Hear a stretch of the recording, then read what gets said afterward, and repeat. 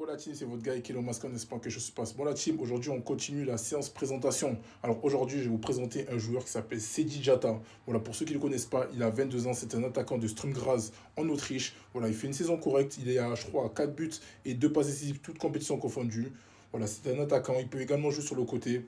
Il est international norvégien U21. Il faut savoir que voilà, il est 2003, donc il peut être éligible avec les U23 sénégalais jusqu'à la fin de saison et après ce sera fini. Donc il peut participer à des stages ou même des matchs amicaux.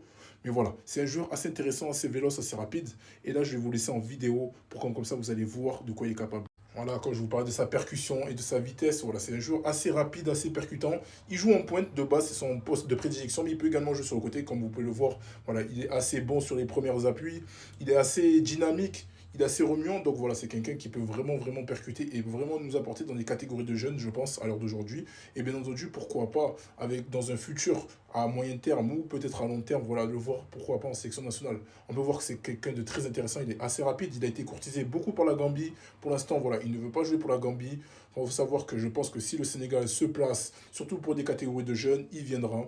Donc voilà, c'est un joueur assez percutant. Voilà, on peut voir que c'est quelqu'un qui prend des initiatives.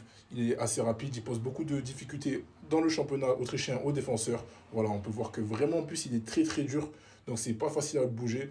On peut voir que voilà, il est très explosif sur les premiers appuis. En vrai, c'est un bon joueur. C'est un bon joueur.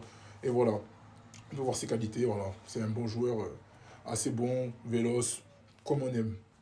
Et voilà, en plus d'être rapide, voilà, c'est également un buteur parce que voilà, c'est un numéro 9, c'est un attaquant de pointe. Donc voilà, c'est ce qu'il sait faire. Donc voilà, je vais vous laisser avec quelques compilations de buts de Seiji Zata. Voilà, comme ça vous pouvez voir de quoi il est capable sur ses appels, sur son placement dans la surface, ce qu'il peut nous apporter quoi. Et ben, voilà, vous pouvez voir qu'il est très adroit devant le but. Voilà. En plus, avec sa vitesse, du coup, il a toujours un coup d'avance sur les défenseurs. Et son explosivité le fait que voilà, il a une facilité, du coup, à prendre le dessus sur les défenseurs en termes de vitesse. Et puis voilà, on peut voir que il se retourne très vite. C'est un renard des surfaces, il est très intéressant. Très intéressant.